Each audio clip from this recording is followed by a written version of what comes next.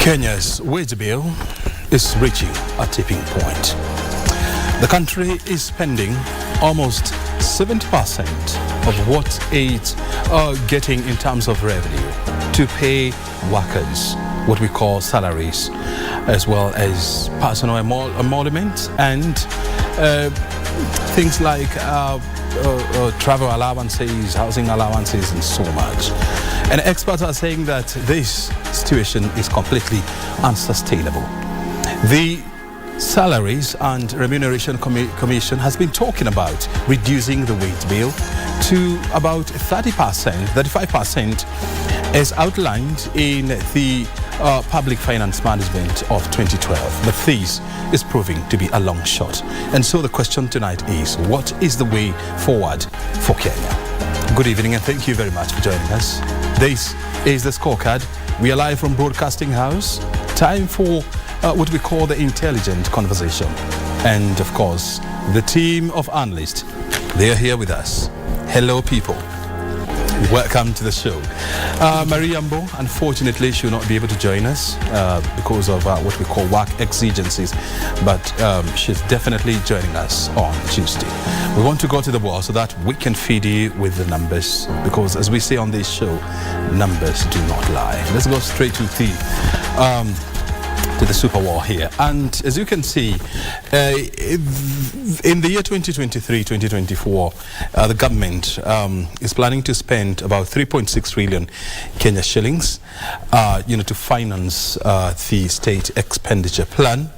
And out of this money, 700 billion shillings is what is missing in this budget. And so the Kenya Revenue Authority has been given a huge target of raising about 2.9 or 2.8 thereabout trillion Kenya shillings. The question is, will they manage to raise that because of the what is happening? The recurrent expenditure, you're talking about 2.5 trillion Kenya shillings. So this is the money that the government is going to spend to pay workers, to pay suppliers, to pay house rent, electricity, as well as water bills. So 2.5 trillion Kenya shillings is what will be spent on those expenses. Expenditure for development. So this is the money that will be spent on building hospitals, roads, schools, police stations, buying them vehicles, and of course building roads as well as other things like schools. So the government will spend about 769.3 billion shillings. And I want to take you back to the first slide where we are talking about a deficit of about excuse me a deficit of about 700 billion shillings. And so this is what the government plans to borrow to finance. And so you can largely say that we absolutely don't have money for development. Then let's go to the, yes, and that's where we are. And so the question is, what do we really need to do to bring down what we call the our recurrent expenditure, the wage bill, which we are talking about 1 trillion Kenya shillings, to ensure that we release more funds to go towards development. Well, I told you that you are watching the Scorecard. We are live from Broadcasting House. My name is O'Brien Kimani. Our socials at KBC Channel 1 at O'Brien Kimani. That is our Twitter handle. We are taking a short break. We'll be back so that we can engage with the conversation.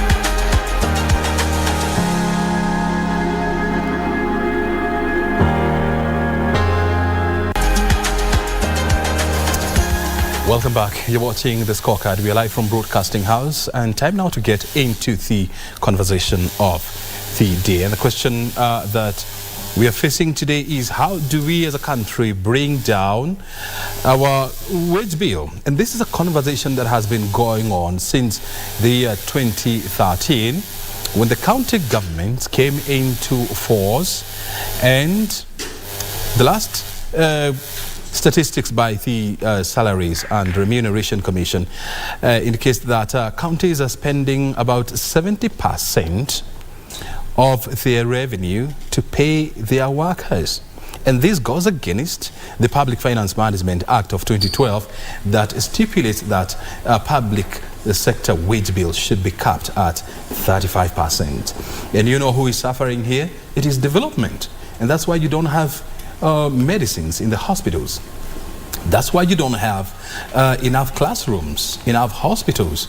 That's why you have potholes on the road. And so the question is, how do we bring down the public sector wage bill to release more funds that will go into development? That is the question that we are going to face tonight.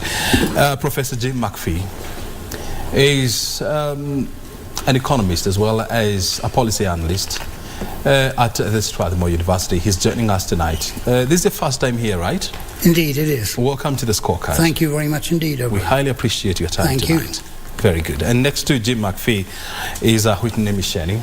She's a regular face on this show. Whitney, thank you very much indeed. And just to remind you, she's a political economist. Thank you, Whitney, for joining us. Thank you for having me. Of course, next to Whitney, on my left side, we have Professor Fred Ogola. He's also a governance expert as well as an economist, a regular face on this show. Asante Sana. Thank you, Brian. And I want to start this conversation with bringing on board Jim. Jim, when you look at the public sector wage bill, what conclusions do you make? Well, I think you've got to remember that the biggest line item in our budget, our recurrent expenditure, is the Teachers Service Commission. So now we've got to remember that, here in Kenya, we've got about 1.2 million children born every year. So that means that we have to have a very high level of expenditure in relation to primary schools and secondary schools. One could argue that the primary and secondary schools run by the government are not doing as well as they should be doing. And I think one obviously has got to have a look at the morale of the teachers, but also just simply the dedication. You take a school like Alliance Girls, Pangani, mainly the girls' schools are doing incredibly well. The boys' schools, some of them are doing really well as well. But, there are major issues in especially our boarding schools. But I think it's important always to keep in mind that there's no such thing as a free lunch. In other words, if we're going to talk about free education, free primary and secondary education, you've got to remember that the number of people employed there is very, very large, and it's going to be increasing. Because, the number of children born, we had a program a little bit earlier about, family planning, etc. But the number of children born is going to increase, and that's because we have a total lack of morality in Kenya. It's just a total breakdown. That's another story. But I think it's important to keep in mind, that if you are going to be attracted to work in government, you've got to be paid a good salary. Now, in Singapore, for example, the highest paid people on the island are the people who are working in government. So I think it's always an important thing. You've got to attract people who are going to not just simply give themselves up and say, look, I'm not going to, really try to get a good job in the private sector. If I'm going to be attracted to government, I've got to have a good salary. And some of the people that I've worked with in government are absolutely top-class people. So, it is a problem that we have. Unfortunately, our economy is not growing as it should. We also got to keep in mind that we're in much harder times today than was the case, let's say, 4 years ago, pre-COVID. COVID has changed the whole dynamics of Kenya, as it has for many other places in the world. Now, when you go to the counties, we have a major problem in the counties. And I was talking to a classmate of mine, Francis Kilu, over last weekend. We're actually going to try to see the president and see if we can solve this problem, because this problem is out of control. What kind of problem are you talking about? Corruption. Corruption. Correct. We'll have another platform to discuss corruption and counties. I want to hear these from Misheni. When you look at the Salaries and Remuneration Commission, whose responsibility is to ensure that the public wage bill is kept under check. And when you look at the fact that in the last 10 years, the public wage bill has risen by more than 400 billion shillings. Are you convinced that the SRC is doing its work? Thank you, O'Brien, and also a good evening to your viewers. As you've rightly said, it's been a decade since we promulgated, or more than since we promulgated the new constitution 2010, and we've seen that it brought about devolution. It also brought about constitutional offices, meaning that's why we've seen the public wage bill increase, mostly because of counties, and as I've said, the constitutional offices. When we come to the mandate of our SRC, when we look at the public sector, we can see that in the public sector we have 247 distinct allowances, and it is the job of the SRC to rationalize those allowances, which are, as I've said, 247. Those are staggering figures. I do believe that the SRC they have attempted to rationalize these allowances, but they have been met with stiff resistance from the public entities. They've been met by litigations. We've seen also delays and also harsh statements, including Parliament saying that they will also just threats and intimidation, saying that they're going to cut their budgets. In the counties, we've seen that the control of budget did flag counties as having surpassed as you've said in the PFM Act, it caps the salaries at 35% of the revenue. We've seen the control of budget flag very many counties as they have surpassed that. So I do believe that the SRC has a very large mandate, but as I've said, they've made some small attempts, but they've been met with stiff resistance and also intimidations by the legislature, the legislator, and also from counties. The control of budget has also been met by a lot of stiff resistance. So I do believe that it is it needs a multi-sectoral approach, including the cabinet, the parliament, the public service commission. So I do think it needs a holistic approach, but I do believe that the SRC has tried in a very small step, but they've not achieved much. They've not achieved anything. They haven't achieved as much. Actually, and also we also have to remember that there has always been these ongoing tussle between the Public Service Commission and the SRC as to the mandate of each of these two entities in managing the public sector wage bill. But I want to bring you, Prof, on side in this conversation. You see, when you look in the last 5 years, that was 2017 to 2022, the county government alone, there were about 175,000 workers at the employed by county government. By the year 2022, you are talking about 250,000 workers. And of course, these numbers, they come with an enlarged wage bill. So this whole business of us talking about controlling and bringing the wage bill to management or to manageable levels, and it's not just counties, because even when you look at the Teacher Service Commission, for example, in 2017 there were about 303,000 teachers. Last year you're talking about 370,000 teachers. When you look at parastatal bodies, there were 110. Interesting enough, there was a drop, or there has been a drop in the parastatals, because there were 110 bodies, and now you're talking about 96. Okay, so there has been a reduction. So should we really be talking about, controlling the wage bill, or should we refocus our energies on increasing the productivity of the workforce? Actually, thank you very much, O'Brien, and thank you very much, our viewers, for your continuous view of the scorecard as we score this on the wage bill. In fact, O'Brien, you've just touched what I was thinking is the most important part.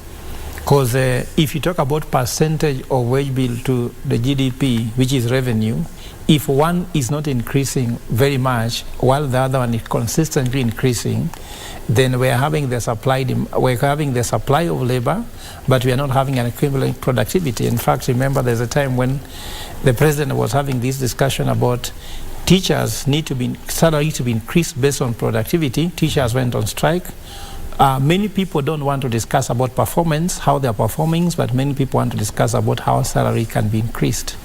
So in as much as we're having this employment on positions which are non-productive, when I call non-productive, for example, can you imagine you have been appointed CEC Health somewhere in a village, there's no medicine, there's no hospital, but you're earning a salary and offering no health care to people.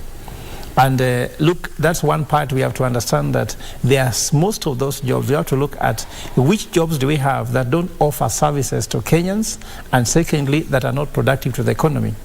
But the other thing also, you have to understand that the survey shows, maybe if you look there, that the counties have a lot of deficit in the revenue target which were given to them by Treasury.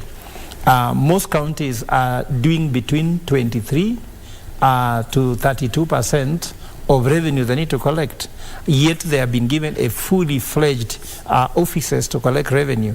So if we're having issues whereby revenue are not being collected, there's what we call revenue leakages taking place. I understand that the president must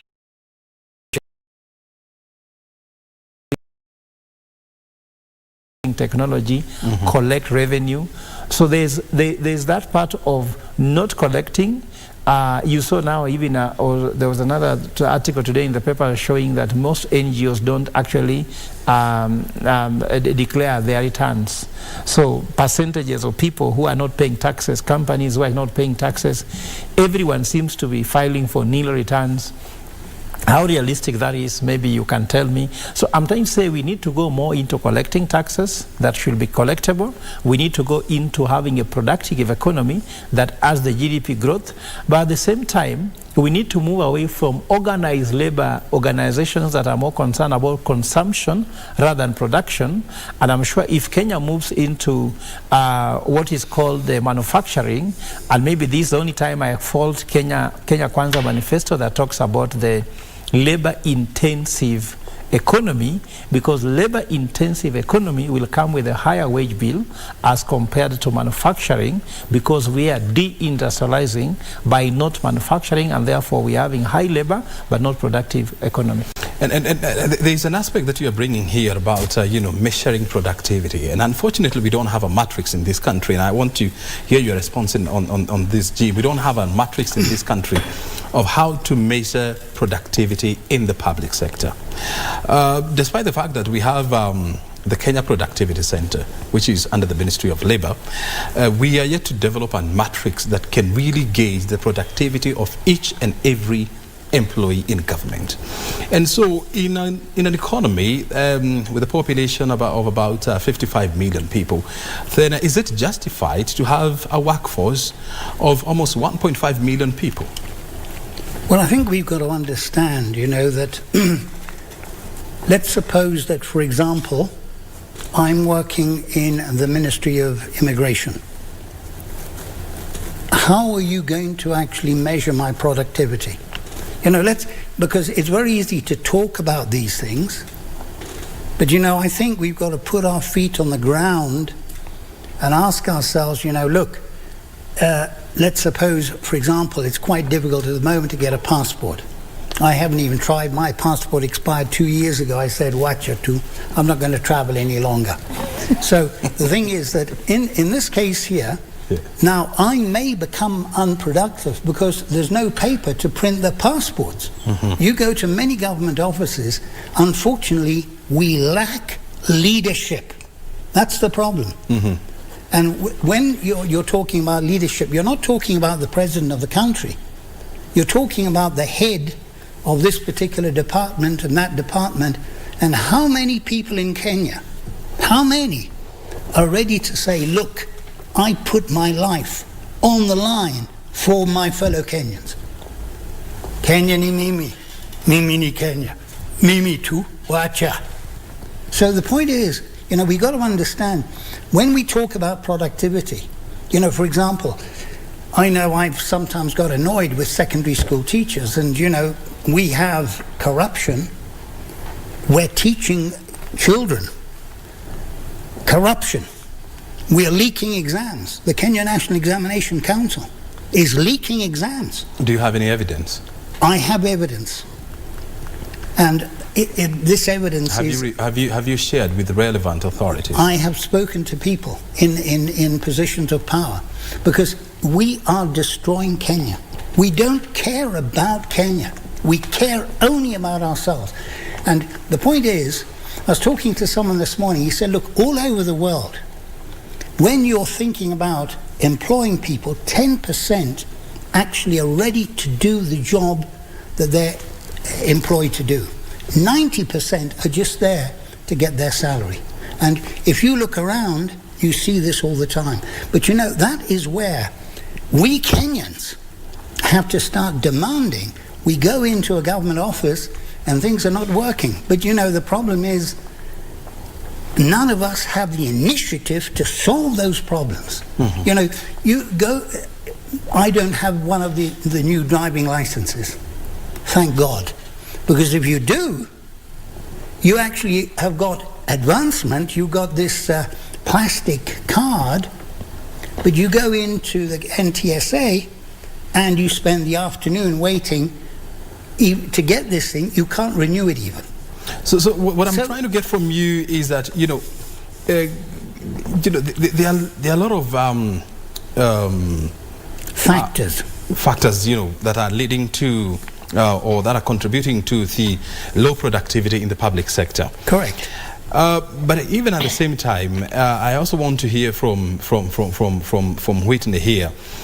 So how do we streamline the public sector to ensure that each and every employee can account for the time they spend in the office? We got to change the culture. We got to change the culture. We're going to change the culture? We have to change the culture of Kenya. People have not got to think about just money all the time. They've got to think, look... Jim, I was asking... Whitney. I know, but I've interjected because you told me to, but endelea too. But we got to change the culture of Kenya. The culture has to be changed. Do you agree with Prof? Yes, I do agree with Prof.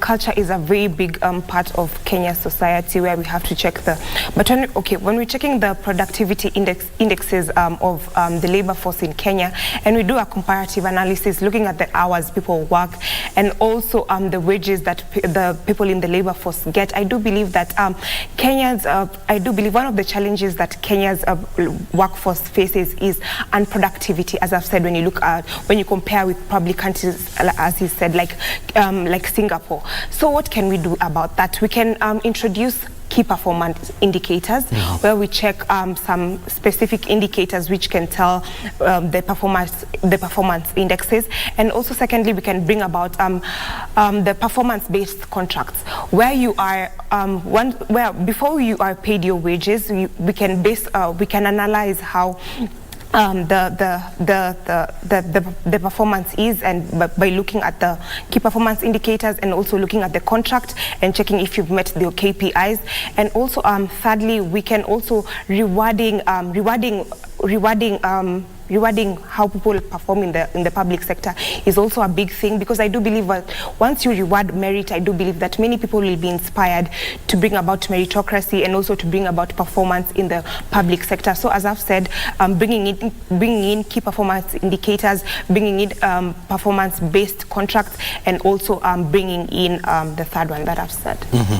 And also the fact of the matter is that in the public service, but O'Brien, we have done this. Would you allow me? Would you allow me to make my statement, and then I can allow you? We've done this. That's the problem. They've not been implemented. No, well, you see, the point is, as you know, you point out absolutely correctly, the productivity of our workers is very low. But you see, unless we change the culture of Kenya, it's what people normally do. And you know, we've got to understand, we have to change our culture because, you know, for example, the Port of Mombasa is losing business to Dar es Salaam. Okay? We are, in fact, they've got an SGR which is going to go right over to Rwanda, and probably goods going to Uganda are going to go through Dar es Salaam rather than the Port of Mombasa. Does anyone in Mombasa care? No. Ni kama kawaida tu. So the point is, we have to understand. But Jim, you know, it's also good to also put this into perspective. That when you look at the Port of Mombasa, in terms of capacity, the capacity has gone up in terms of port capacity handling. It has gone up by more than 40% in the last 10 years. Because the port has been expanded. Correct. And on top of that, Kenya is constructing or has constructed a brand new port, transshipment port, one of the deepest in Africa, in Lamu. How many ships have gone into Lamu in the last 2 years? The last time I checked, there were 6, which is a good turnaround. It's actually 13. 13 today? You know how many ships have gone through Mombasa in the same time? It's hundreds. Hundreds. So Lamu, it's another white elephant, man. But how old is Lamu Lamu Port when you compare it with the ports of Mombasa? Yeah, but the problem, you know, the thing is, let's just think a little bit. If I'm going to take a container to Kampala, will I come to Lamu? We don't want to discuss Lamu here. Let's first of all stick to what brought us here. We'll call you for another time. We discuss the port of Lamu and Kenya's logistics system. But before we take a short break, I want to hear from our Prof. I mean, look, we have performance contracting in government, in the public service. The Directorate of Personnel Management has managed to develop what you call key performance indicators. Correct. For public sector employees. So how comes we have not managed to use these to gauge the productivity of an average public sector employee? And then we reward people, you know, accordingly. Obran, what you have to know is that what Professor Jim is trying to say, there's something here we called two cultures. There's a culture of performance and the culture of non-performance. So when there's a culture of non-performance, there's no consequences for non-compliance to the performance. So you can have those scorecards, but even if you don't score, then it's still nothing happens. If you score, nothing happens. Non-performers are equal to performers. You might find that if you are a performer in an organization, you have more problems than non-performance. And performance is not rewarded. One non-performance can actually be rewarded. And sometimes in public sector, you can survive by doing nothing. But if you do something, you can actually suffer if you do something that sometimes may make some people feel uncomfortable. So this is a culture that does not reward performance. And maybe, if you like, there are so many people who fear to do anything because they fear more of the consequences of having made a move than just sit back and do nothing, and no one actually will be able to castigate you. So these performance matrices are there. But let me tell you, Kenyans also, we have these things of covering each other's skin. In KBC, if you go and bring these performance matrices and say the following didn't meet these requirements, what do we do? So if you go to cultures rank for Japanese culture, Korean cultures, and the rest, performance, non-performance has consequences. People resign if they don't perform. If something goes wrong in your ministry, it is in your hand, you resign. And you say, now, I believe I don't know what to do, let somebody else take over. Tell me a day in Kenya when someone resigned because they didn't perform. Even your teacher, you can find children failing, all of them getting D's, and no one resigns. So I'm trying to say the culture of performance must be consequences for non-compliance to those scorecards, consequences for non-compliance. For example, KRA will have not met their target by the time we are finishing the year. What will the president do? The president went, and of course, the numbers looking, they cannot make it. Because if you look at, even I've talked to some of them, if you look at the deficit they have not met, it's quite steep. It looks unlikely they can do it. But they have managed to grow their revenue collection. Yes, but I'm saying target was given. Or target. They won't meet the target. So if they don't meet the target... But we all know the targets are set with the idea that you can miss. But you should miss upwards, not downwards. That's what a KPI is. That's what is a KPI. So I'm saying if they don't meet their targets, even in KBC Online, you know, this is why we're working. You are given a KPI by your boss. I'm sure if you consistently miss it, you won't be here. You've been here for long, but O'Brien. G. McPhee has taught so many people in Strathmore. You look at the scores he has to score to continue teaching. If you miss them, you won't be teaching very often. But if you go to the public sector, what happens is that you have a job, then you subcontract people. You know those things, you talk about that money, you talk about the current, the 2.5 billion. Most of them are suppliers to do the work of those who have been employed to do those things. Like someone who can come develop for us a performance management framework, but you have somebody who is in charge of performance. I want to hear So I'm saying the supplying, contracting, subcontracting, and subcontracting of the subcontracting. So you find that those are suppliers which are created to do someone, for example, look, I know the government doesn't do business, but someone goes to buy for you salt, so there must be a tender for someone to distribute pens to the public sector. How to buy a pen? You know, the government can spend 50 shillings, you can spend 200 shillings to find how to supply a pen of 50 shillings, but they cannot go and buy a pen.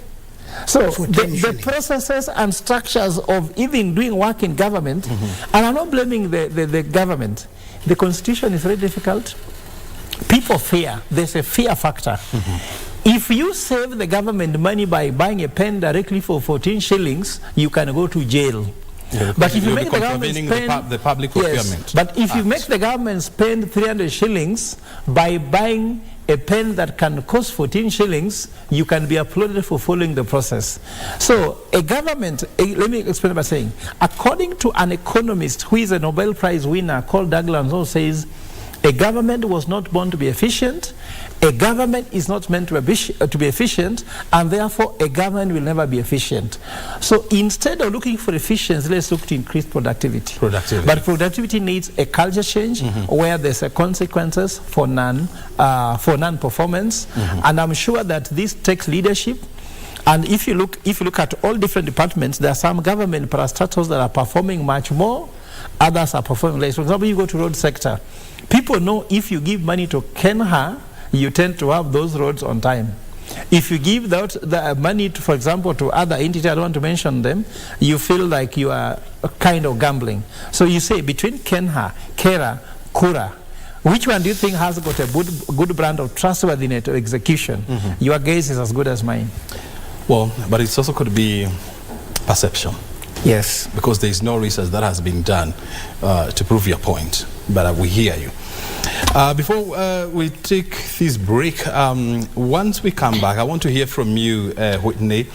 At 1.2 million workforce, do you feel that the public sector workforce is bloated, and it is high time that we review the number of public sector workers so that we can also bring down the public sector wage bill? You're going to respond to that question once we come back. You're watching The Scorecard live from Broadcasting House. Well, we're taking a short break. Thereafter, we'll be back with more analysis. Stay right here.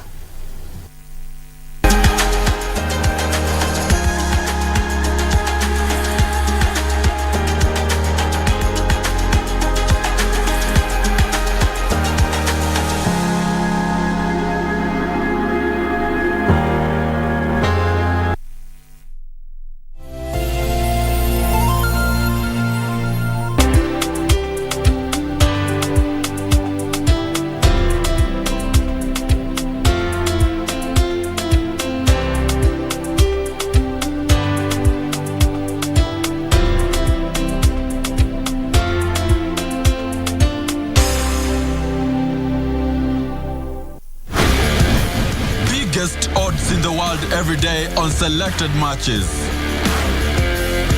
Make a decision. Mozart Bet. If you value it, insure it. Did you know that the insurance policy document is proof of the existence of an insurance contract between you and the insurance company? It contains terms and conditions that govern how your claim will be handled in case you suffer a loss. Ensure that you obtain your policy document within 30 days of purchasing insurance. Read and understand it. Now you know. IRA, promoting insurance, protecting the insured.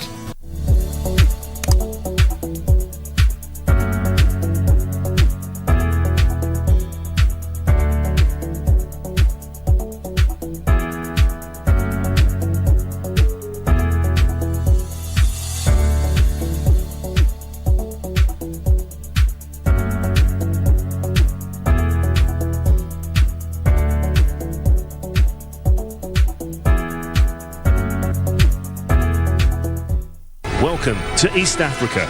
This is Safari Rally Kenya.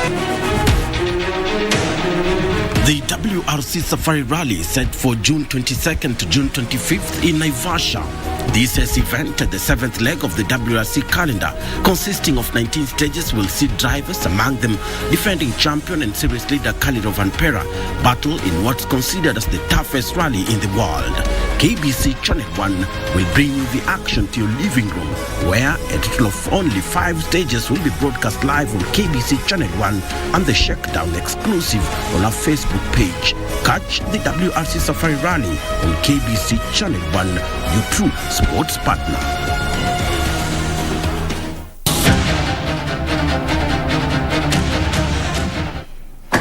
그때 그냥 집어넣어 버리지 그랬냐고. 내 구단구 지인들이 생 난리다 그냥 난리. 아주 난리 부르스를 쳐요.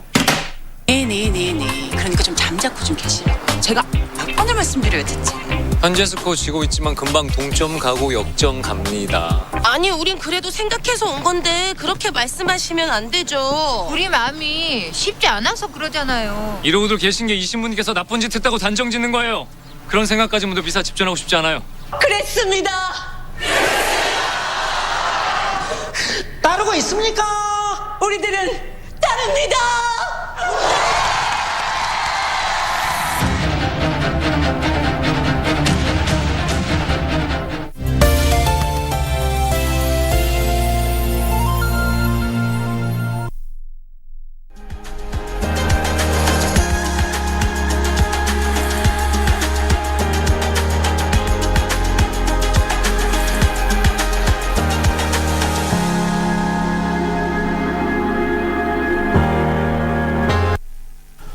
Very good. You're watching the Scorecard live from Broadcasting House. Our conversation tonight revolves around how to tame the runaway wage bill in Kenya. And we have the numbers to support this. You have a public sector with about 1.2 million people, and you're spending about 1 trillion Kenya shillings every year to pay these people.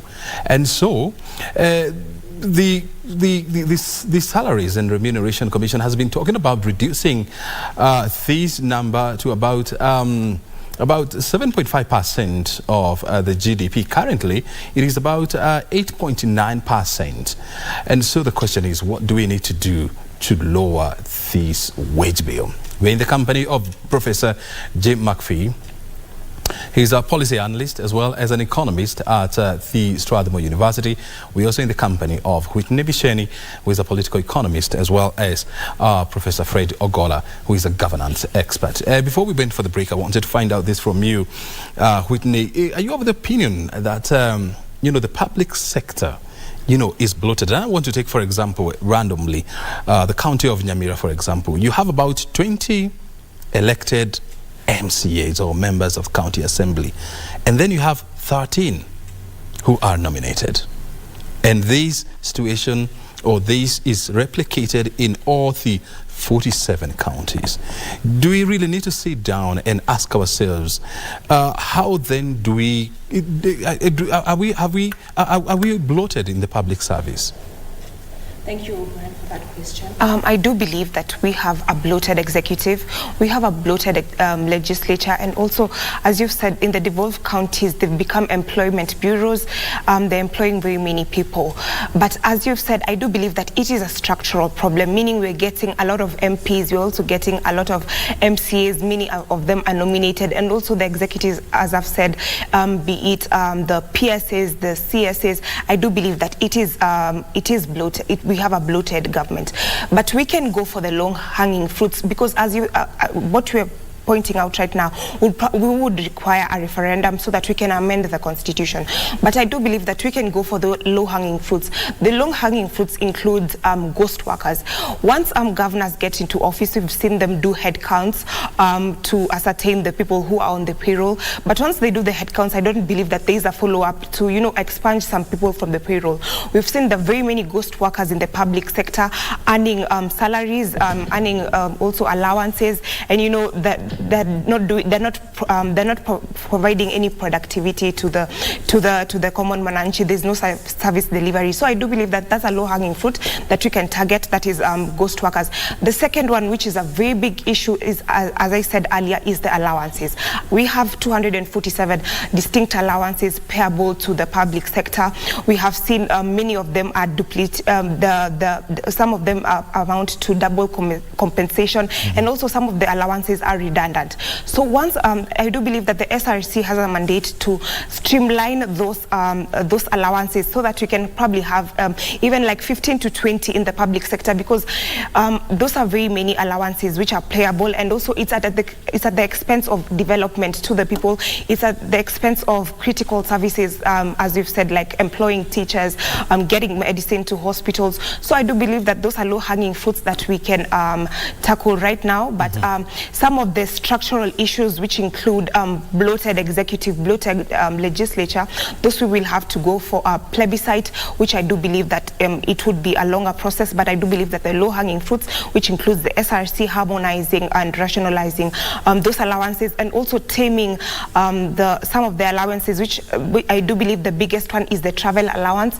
We have seen people have offices in Nairobi, they leave them empty, they want to go to Mombasa, they want to go out of country, so that they can earn those per diems, which are, as I've said, they're a big expense to the Mananchi. And as we look at the economic climate right now, and we've seen that the public sector is very insensitive of the challenges, be it in revenue, be it in generally the economic environment of the country. So I do believe that first of all we must tame the travel allowances of the public sector. Jim, Whitney is raising a very hot issue in this country, because the fact of the matter is you don't have any governor who will be willing to fire people, because that is a ticket to be voted out during the next election.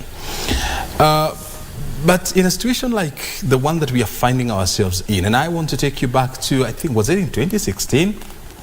Or 2017, when the Ministry of Planning and Devolution then did a census in the public service, and it is said that there were more than 40,000 ghost workers. But we are yet to see the light of that report, or what happened after that report. So how do we deal with this issue of a bloated workforce? Well, you see, in Rwanda, the governors are civil servants. You don't need to get elected. Does democracy work anywhere in the world? And the answer is no. It doesn't work in the United States, it doesn't work in the UK, it doesn't work in France, and it doesn't work in Kenya. So, but can it work? It can't work, because I know in a county in Kenya, a person has been given a job by someone high in that county. You're getting this job to get me 100 million shillings by 2027. Now, the point is, why does he need that 100 million?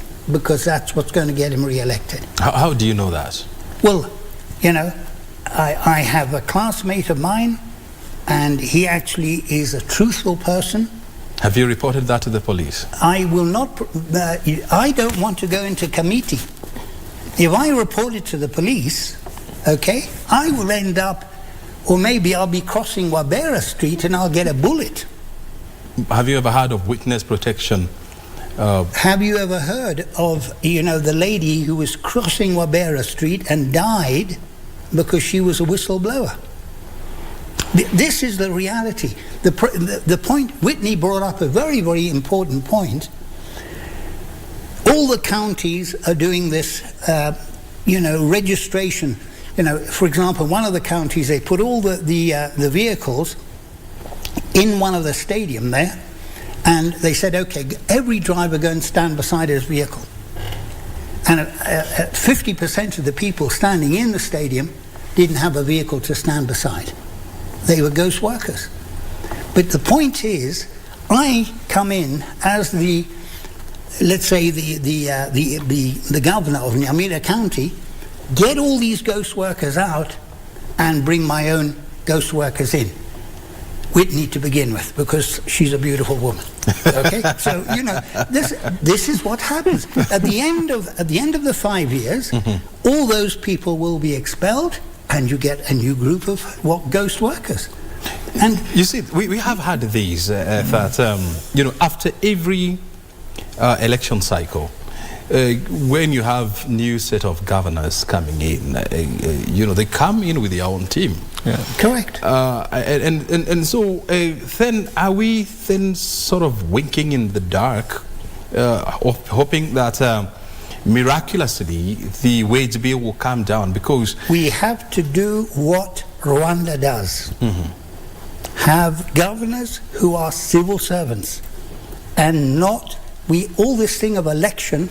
We have followed the American model.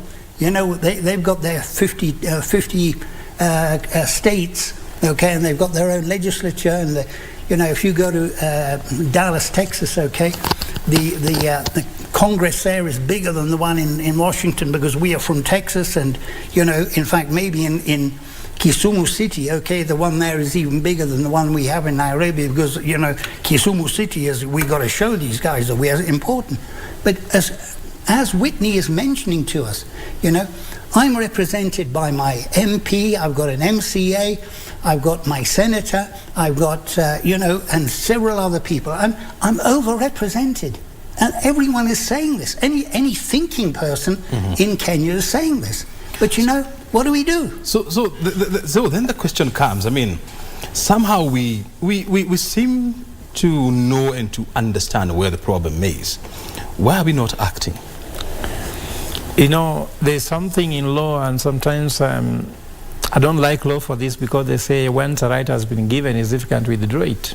In fact, there's a term for it, that when you give somebody something, even if you feel that you didn't give them, for example, Brand, if I go into my pocket and I intend to give you 50 shillings, but 1,000 shillings come out, I will only give you that 1,000. I will cry over it, but I'll give you the 1,000, because if I take 1,000 back, then I give you 50, I'm sure you'll be very annoyed with me.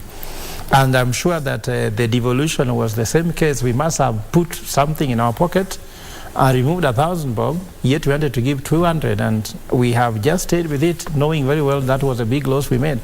So I'm sure that the issue of a representation is fine. Let me bring some numbers here, O'Brien.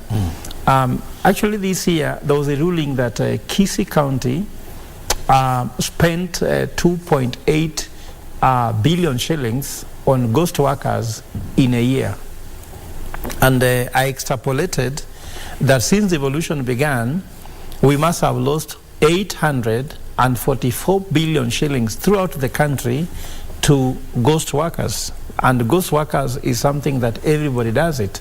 James Orengo is struggling with Impress between him and Oduol in Siaya.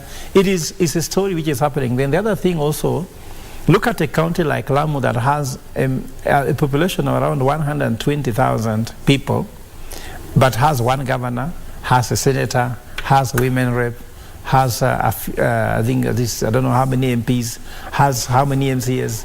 and also have got CEC, what CEC is that. I mean, you find that the employed people could be more than the people who they are serving. And if you go to those counties, the level of service is wanting.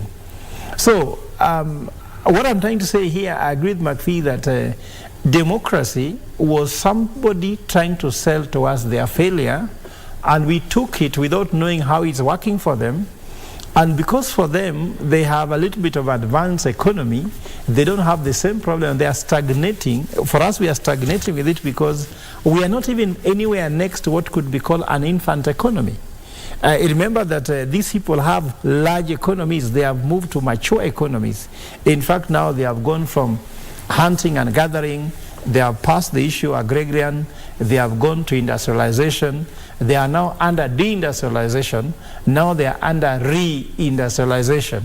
While for us we are under between hunting and gathering and kind of agrarian, we are not even fully agrarian because we are still importing maize to eat. And then we are trying to compete with somebody who is selling you a phone. I think that we are buying something we didn't know. And the honest thing, like I told you, this country needs an honest discussion. In fact, according to me, if you ask me, our leaders we don't need to be bashing the president, the government. We need to have an honest discussion as a country and say which way Kenya, not which way this coalition, that coalition, these people, that people, young people, old people, women, men. We need to have which way Kenya, and then I suggested we need to go back to Bomas to have a candid discussion and saying the constitution we swallowed. The president has no say on this, because if a county government has sent you their budget, depending on how many people they have employed, what do? And ARCC is there. The president cannot tell ARCC what to do, public service what to do. Remember, the president is one person. He also has a family. He also has other things that he's dealing with. He wants to run the executive. He wants to run. So I'm sure that the constitution we passed was not the right constitution for us. In fact, we were told that the constitution was 20% poisonous and 80% good. It seems when you use 2080 rule, that 20% which was poisonous is more serious poison than the healthy 80%, and we need to agree that we need to come and review it. Actually, they said they were supposed to review it in 10 years.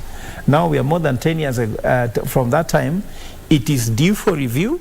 Many people have come with several amendments. Even you can't count the number of people who have come with amendments. Why don't we have an honest discussion and say this is not good for us? So let's agree. Who would lead this kind of a conversation, and what kind of a platform do we need, for us to have this conversation? Because the fact of the matter is, after 10 years, after more than almost 13 years, of the new constitution, I think it is high time that we sit down as a nation and we ask ourselves, what is serving the interest of this country in this constitution? Like Obran, just to cut it short, we devolve positions, we didn't devolve services. For example, if you look at the health sector, if you look at the percentage of the budget on health that goes to counties, out of the total national budget that remains in health, 34% goes to counties, yet health is 100% devolved. So you have CEC Health with all the health department who are earning salaries, and they have no syringes, they have no ambulance, they have no health system, but the devolved position that is being paid for, and there is no service. And these things don't actually earn revenue to the country. So even the life expectancy is still down, isn't it? Like Homa Bay has the worst life expectancy in this country.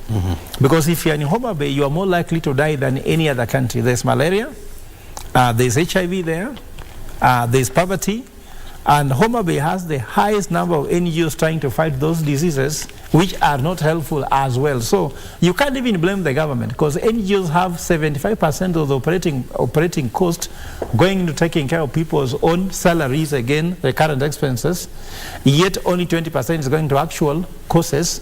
So over 100 NGOs in Homa Bay, but you can't feel them, you only see their cars. So I'm trying to say it's not just the government, it's a curse of some kind. of us not seeing this, and that's what I talk about the issue of candid discussion and realizing when to know. You know, there's nothing wrong by saying I was wrong. In fact, when you say you are wrong, you're much better. Even the Bible says that it's good to come out and say it. This is where I went wrong, and Kenya can come back and confess. We retrace our steps. We retrace our steps. National Breakfast should address this. Whitney, I know you want to respond to what Prof is saying, but I also want to hear this, and I also would expect some interjections from our good Prof here. You see, let's for example take the state of Texas. The state of Texas is 1.5 times bigger in terms of land mass than Kenya. It has a population. Well, it's 690,000 square kilometers, and Kenya is 580,000 square. And so when you look at the population of Texas, it's 20 million. No. It's 20 million. You know, the recent survey, talks about 29 million people. Okay. They've got a lot of people crossing the border. I've forgotten about that. They're from Mexico. Yeah. But when you look at the economy of Texas, for example, it's almost 100 times bigger, than Kenya. But they have one governor. Kenya, we have 47 governors, 47 senators, I don't know, 1,800 MCAs. If you factor in the nominated ones, then the number gets, even more worrying. So how then do we go about this conversation? Because we are talking about running a deficit of almost 7%. You have seen in our budget we have a deficit of almost 710 billion Kenya shillings. And so what really do we need to do so that we get back on track? Thank you, Brian. This conversation is very critical, and I would also like to buttress the points that both gentlemen raised, and to bring the conversation to a more critical point that, I'm sorry about that, to bring this to a more critical point, the biggest challenge Kenya is facing right now, and also as we've seen the public outrage from the Finance Bill 2023-2024, is because the government wants to raise taxes because we have a very large public debt. Why do we have a large public debt? It's because we have to service the counties. We also know that governments do borrow for recurrent expenditure, especially from the domestic budgets, where we have this the T-bills, the T-bonds. The government borrows that money so that they can finance the recurrent expenditure. Meaning, when we're looking at Kenya's public debt being at 9.4 trillion, it also just boils down to the growing public wage bill, which has to be financed by borrowing. But as you've said, we are grappling with an issue of representation in Kenya, and I do believe that this is a conversation that must be had from the highest levels to the lowest levels in the country by amending the constitution. As you've said, it's been over a decade. It's been over a decade since 2010, and I do believe that we must amend this constitution so that we can have a rational representation. And I do believe that why people love this going for these elective seats, and also why we're seeing a clamor to increase the seats, be it for people who have been nominated, and also just realizing this 2/3 gender rule, is because we have seen that government has become a very profitable enterprise. But by the way, even as you continue, is it a global standard to have nominated politicians, nominated MCAs, nominated MPs, have no clue. nominated senators? You have traveled, Prof. No, actually in the US, they talk about the issue is, so long as you give people rights, the solution is not representation. Because even if you add how many people should represent my village, I think in the end, if not my father representing me, then no one is representing me. There is no enough representation that you can say is enough.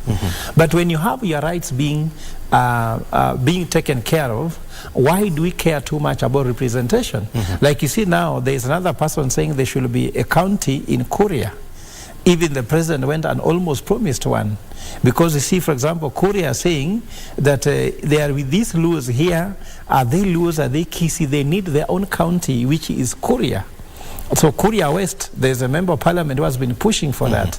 There are some places, another one also in Mount Elgon.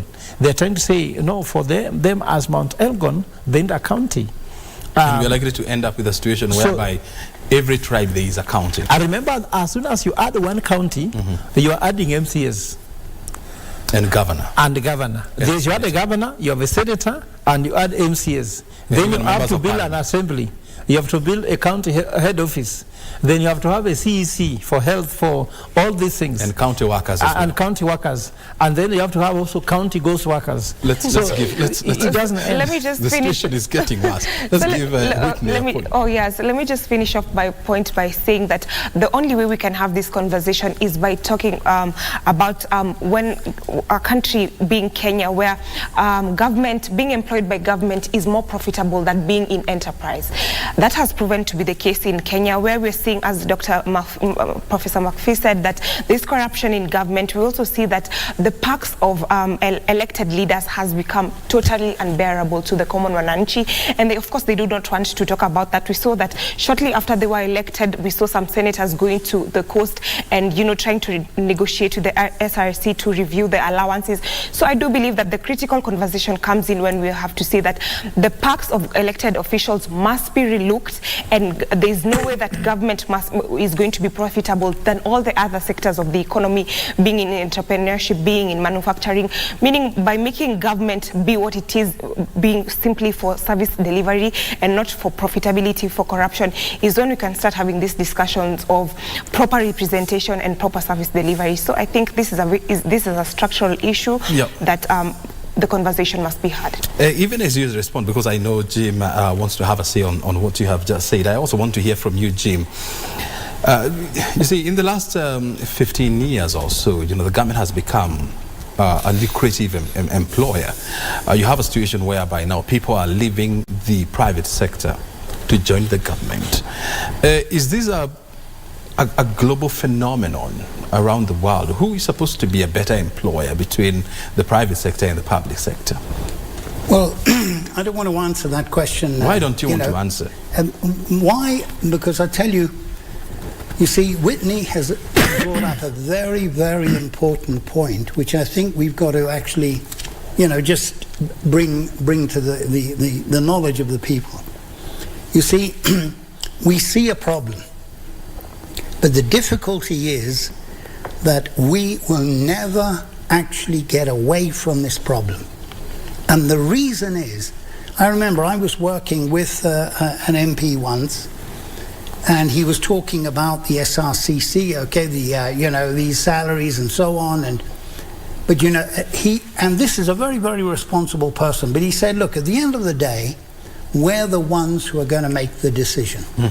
And at the end of the day, we may propose, look, we've got to look at our constitution, but the difficulty is, will we ever be able to change it whereby a number of MPs may lose their seats, a number of senators may lose their seats, a number of MCAs may lose their positions, a number of governors may not be able to continue there. They have the power to stop any change in our constitution. So the point that Whitney makes is one which is incredibly relevant. Who is going to start this?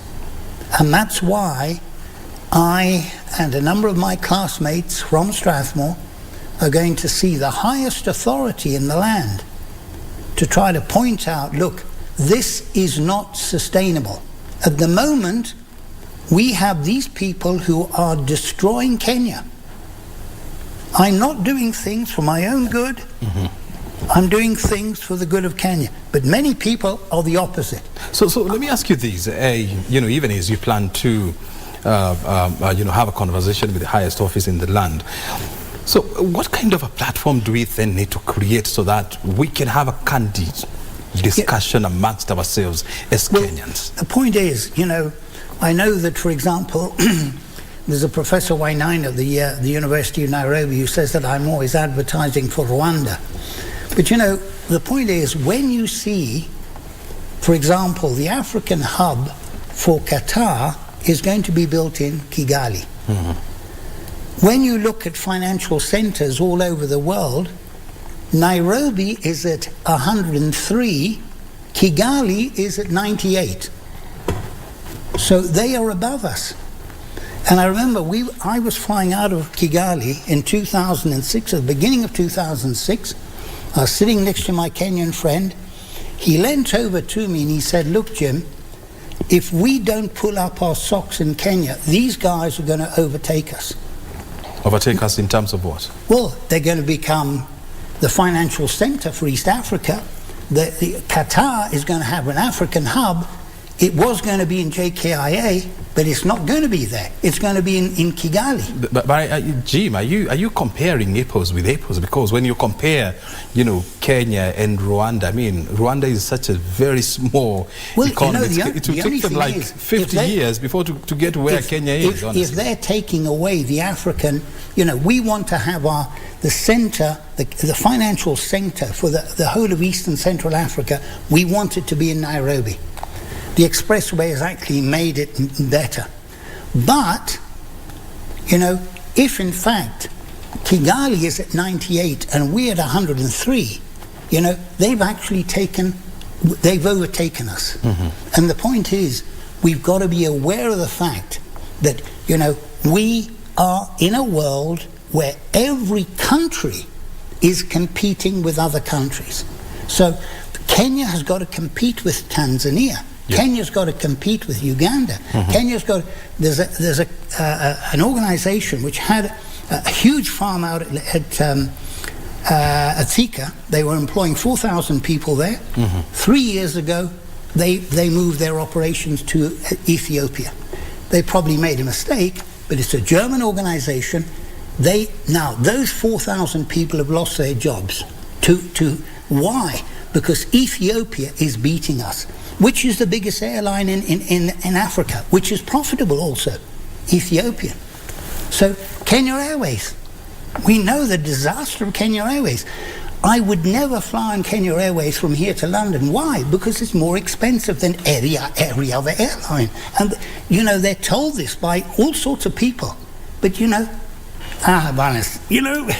the pride of Africa. Jim, we are the pride of Africa. I want to give you 2 minutes. Yes. To tell us something wonderful about Kenya. I was in a meeting in the World Bank last year, and they were looking at the economic situations, around and about. And one of the people in that particular meeting says, the human capital in Kenya is incredible. So the human capital is incredible. The human capital. So in other words, there are people here. I actually subscribe to a thing called oilprice.com. There's a man there from Kenya who's there in the United States working there. There's a past student of mine who's actually working in Tesla. So Kenyans are all over the world. I've got people working in Deloitte, and all over the world. Mm-hmm.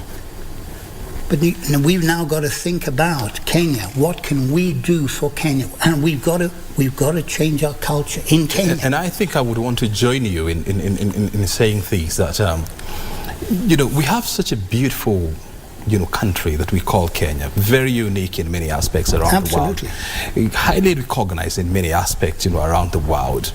But the fact of the matter is, just like many of us, there are some challenges, that we face as a country. And it is up to us to sit down, collectively and ask ourselves, what is the way forward? Where do we need to mend? And I can see Professor wants to join me in that argument.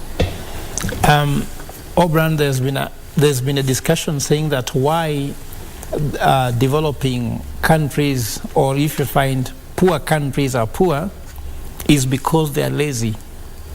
But experiment has been shown that if you take somebody here in Nairobi and fly them to Singapore, where the legal environment defines exactly how people should work, how should be rewarded and the rest, you give them a good technological advancement there, mm-hmm. you give them a good environment, they become sometimes 100 if not 200% more productive than if they're here. which means that there's no laziness, there's no, and imagine with no extra training, nothing else, you just pick them. Like, for example, if you just pick somebody who is in charge of the studio here and take them to another country, they'll be 200, 300 times more productive than when they're here. So the question here means that this human resource is a resource. A resource is an input. What is remaining is the process to convert this input into an output. Just like if you go to my kitchen, you can find if Whitney goes to my kitchen, all of us will eat until we lick our fingers. But if you go there, we might really actually sleep hungry, which means the input is the same. Contrary to that. No, but the process is different. We'll go there after this. So the process of converting this very, very, let's say, a well-endowed resource in terms of human resource Jim is talking about could be a process of cultural transformation. And by the way, just to try and buttress your point, do you know that there are more than 20,000 teachers teaching in Rwanda? Do you know there are more than 3,000 IT experts working in Rwanda? From Kenya. And so, from Kenya, by the way, these are just Kenyans. You have more than 5,000 nurses working in the United States of America from Kenya. The same number you have in the United Kingdom. And so we do not have a shortage of highly qualified, highly efficient, and highly competent people. And as Prof is saying here, we just need to retweak a few things, and this country is ready for takeoff. Gentlemen and a lady, we are almost coming to the tail end of this conversation. Do you want to say something in 10 seconds? Okay, I just wanted to say that indeed Kenya's economy is very resilient, and we applaud them time and time again. I do believe that the biggest challenge Kenya faces is the governance and the leadership.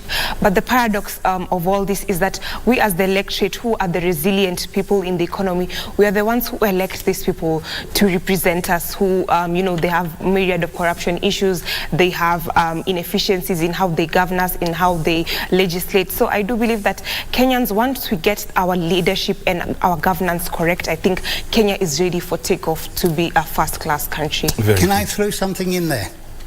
In how many seconds? In 30 seconds. All right.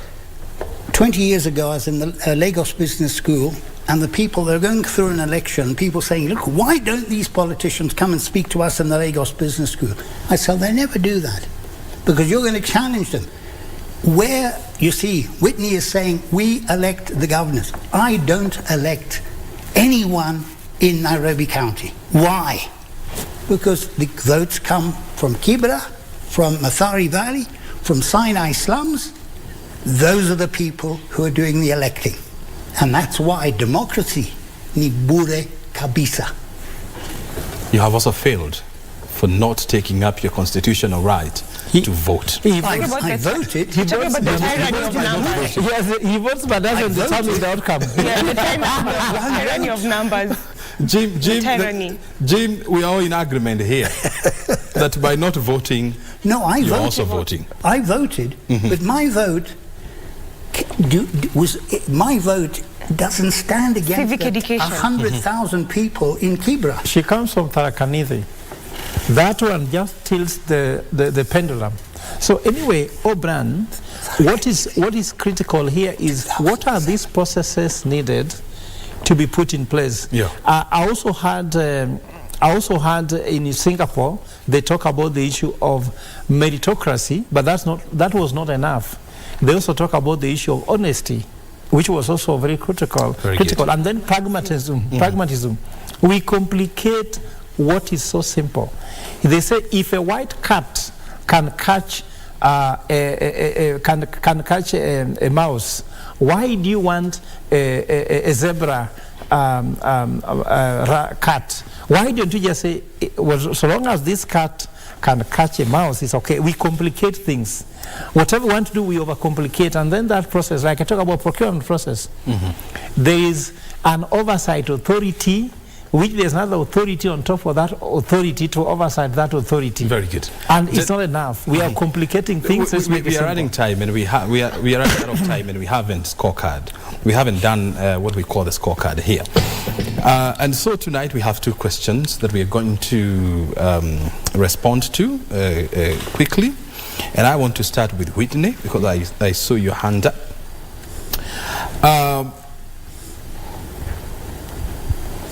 The first question that we are going to scorecard this evening is, how do you rate government determination in lowering the wage bill?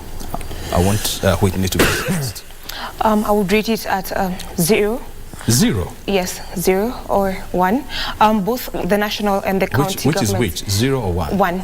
1. Yeah, both the national and the county governments have totally failed in taming the wage bill. In fact, they're exacerbating the crisis by increasing the number of. If we're talking about the executive, we've seen many PSs. Like the PSs have been increased, and also, as you've said, in the counties, have become employment bureaus. So I don't believe that. So you're saying 1? Yes, 1. Very good, Prof. How do you rate the government determination in lowering the wage bill? 2. 1, I agree with Whitney. Not why. One reason why is that some of them are constitutional, so there's nothing you can do about it. But also the government has taken advantage of the loopholes in the constitution to add positions which are not necessary. Very good. Back to you. I know the head of the SRCC. I would give her 7 out of 10. Who is this? That is, I forget her name. So the question is, how do you rate? I'm rating the SRCC. I'm not rating out the of government 5 because the government in Cuba Zaidi. Okay. No, I don't want you to set the exam. Okay. I'm setting the exam. Okay. So the question is this: how do you rate the government's determination in lowering the wage bill? Well, overall, then 3. You give it 3. 3. Very good. 3 out of 10. So we have 1 for Whitney, 2 from Prof, and 3 from Jim. And finally, the other question is, how do you rate the Salaries and Remuneration Commission in taming the wage bill? Let's start with Prof. I give them a 1 because 1. They have been in office since the constitution was formed. They have never achieved any target, and they are still in office, which means that there are no consequences for non-compliance. And I wonder whether we need all these commissions and bodies of government which are there and not performing their mandate, yet they continue being bankrolled. So you're giving it 1? 1. Whitney? I would give it a 2 for once, because they've made some very minimal trials, but they've been met with litigation when they're trying to tame some allowances. They tried in a very small part, but they've been met with litigation and also some delays by some of the public entities, meaning so they do because they try, but they've not implemented anything. They've very not. Good. Yeah, they're no. So we have 1 for you and 2 for you. Yeah, how do you rate 8 out of 10. No, we have 5. Out of 5. Oh, so out of 5. 4 out of 5. 4 out of 5? 4 out of 5. Very good. Why? Because, you see, Fred has actually spoken about this a little bit earlier. I'm trying to do my best, but I don't have the power to do what I have to do, okay? And my work is totally frustrated by members of Parliament, by the Senate, by the MCAs, by everyone.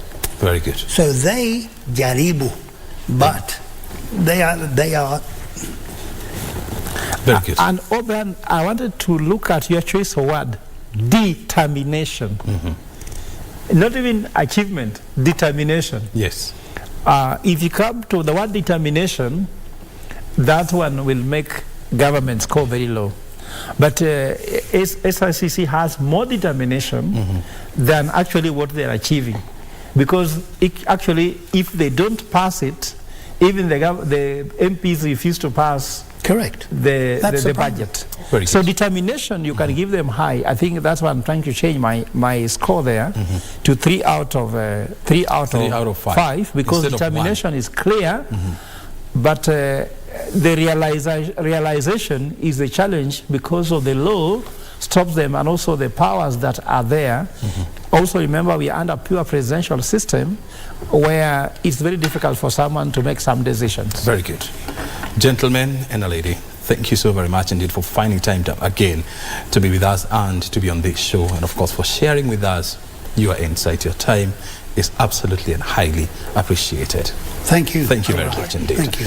We have been in the company of Jim McPhee, as well as Whitney Misheni and Professor Fred Ogola on tonight's episode of this scorecard. We have been discussing the nagging wage bill. What do we need to do to bring it down?